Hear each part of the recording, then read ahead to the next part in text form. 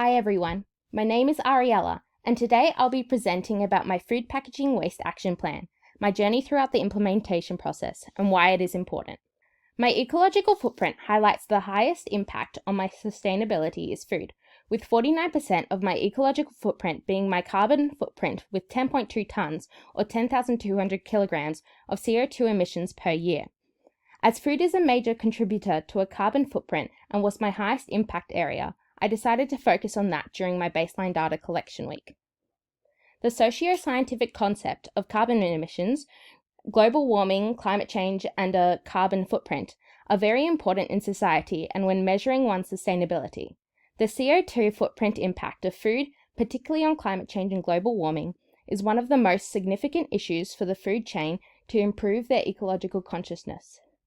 Food packaging heavily relies on plastics and cardboard to protect and transport products and produce in. In Europe in 2021, 44% of all plastics produced were used for packaging. Plastic waste is not biodegradable and is a long-life product that negatively impacts the environment in a way that is difficult to negate. Cardboard packaging, while being biodegradable and recyclable, also has a high carbon footprint because of the increase in weight it makes to the products, particularly during transport. Global warming is caused by emissions of greenhouse gases such as carbon and is responsible for extreme weather and climate change. This area is a focus of many governments globally as it impacts the way the economy functions. As food packaging waste increases and releases greenhouse gas emissions, it is an important focus area to achieve sustainability not only locally but globally. My first plan of action was to use food products that produced less packaging waste, only buy food products with no packaging or limited packaging, and use reusable bags for groceries. I live in a household that feeds 5 people, and so normally we would throw away 200 grams of food packaging every day, which is not very sustainable for the environment. During the implementation period, we only used a quarter of the packaging that we had previously. I also found that many meats and long-life products contain more packaging and wastage than products such as fruits, vegetables, and nuts. Naturally, due to these circumstances, not only did I cut down on food packaging wastage, but I consumed less meat and animal products, instead eating more fruits, vegetables, and fresh items. This is a video of the produce that we bought on one of our grocery shopping outings. As you can see, there are no meats or processed foods that were bought. However, a few of the foods do contain plastic packaging, as I was not out on this shopping trip, so although it was somewhat reduced, the packaging bought was not as reduced as it could have been. In my second week of the action plan, my goals were to continue on the resolutions from the previous week, while also reusing the food packaging that we did use so that there were less overall waste. The concept of reduce, reuse, recycle can be used to introduce children to the concept of the environment and sustainability, and is applied thoroughly throughout my action plan. One of my main actions was to reuse. Reusing material does not only minimize product wastage, but also contributes to resource conservation and is a good option when trying to be more sustainable. By reusing and reducing product waste, it only contributes to less carbon emissions and a lower carbon footprint because as they are not being thrown into landfill, less greenhouse gases are being emitted. This can be used in EFS to teach students to be aware of the environment and the impact on it. I decreased the food packaging waste from an average of 46.6 grams per week to 16.8 grams per week. Both weeks included an outlier of a day where food packaging waste was of a higher quantity and higher weight. During this week, because of the reuse of items and the reduction in food packaging waste, my life started to become more sustainable as by reducing my food packaging wastage, I was reducing my overall carbon footprint as well as my ecological footprint. The groceries for this week of shopping were also more sustainable, as there were less items that contained packaging.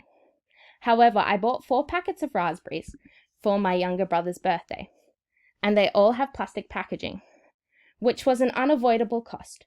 However, the packaging on the raspberries that we bought is recyclable and reusable, so instead of throwing away the packaging, I used them to store other foods in the fridge. In week 3 of my sustainable journey, my plan of action was to continue with the previous actions and also create art projects from food packaging waste that I kept.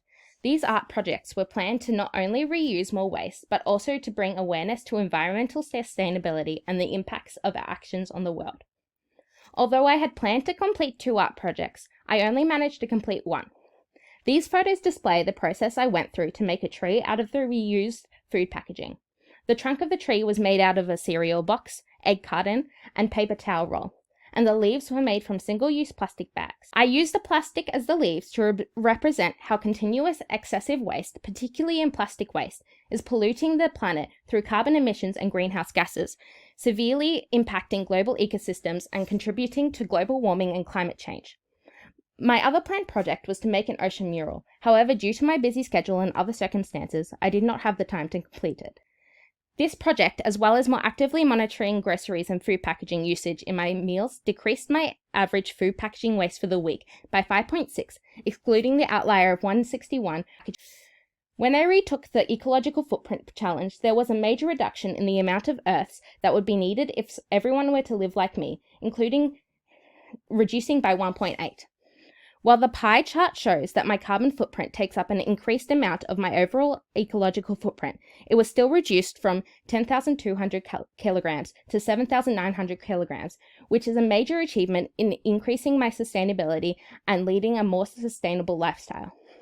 A major impact on the environment globally is CO2 emissions. According to Carbon Positive Australia's carbon footprint calculator, previously the overall waste produced by my family and I produced 559 kilograms of CO2 emissions. Now, however, the CO2 emissions produced by our waste is only 150 kilograms per month, with around 10% of it being food packaging waste. To continue on this path, I will continue a reduction of food packaging waste, which was displayed in the food contribution to my footprint. By actively trying to decrease my food packaging wastage, so many other sustainable benefits are further attained, such as lower food miles due to eating less processed foods, a lower carbon footprint due to reducing my overall waste and recycling more, as well as not eating as many animal products, which decreases greenhouse gases. I will also buy food packaging that is made biodegradable, such as bio-based plastics, as they do not have as many CO2 emissions and have a lower life cycle of emissions. These are also slowly becoming more available on the market, so if more people buy biodegradable plastic food packaging and other materials, it will slowly lower the overall CO2 emissions in the world and help in climate change and global warming.